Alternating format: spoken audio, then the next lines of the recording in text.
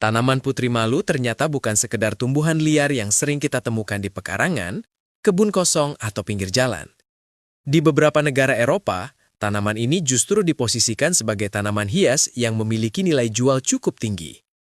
Informasi dari berbagai unggahan warga dan pengamatan di toko tanaman menunjukkan bahwa di Swiss, satu pot kecil putri malu bisa dijual dengan harga sekitar 9,80 franc Swiss atau setara dengan lebih dari Rp100.000.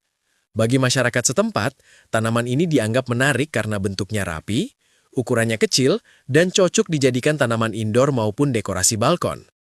Tanaman ini memiliki nama ilmiah Mimosa pudica dan dikenal secara internasional dengan sebutan sensitive plant atau touch me not. Ciri paling menonjol dari putri malu adalah reaksinya saat disentuh. Daunnya akan langsung mengatup sebagai respons alami terhadap rangsangan, lalu perlahan terbuka kembali setelah beberapa menit.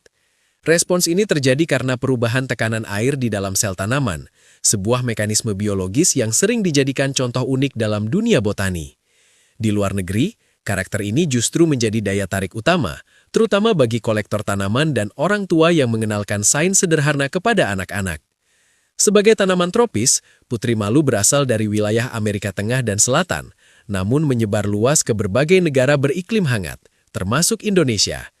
Di dalam negeri, tanaman ini tumbuh dengan sangat mudah tanpa perawatan khusus, bahkan sering muncul secara liar di lahan kosong atau sawah.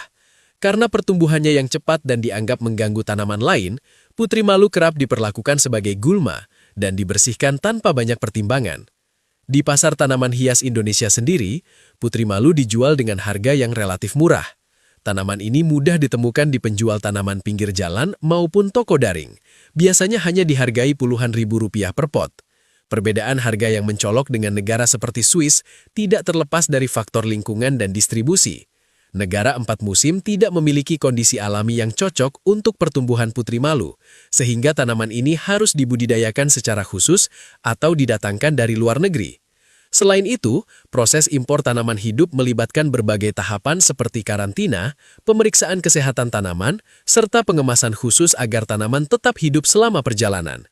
Biaya-biaya inilah yang akhirnya membuat harga jual putri malu di luar negeri menjadi jauh lebih tinggi.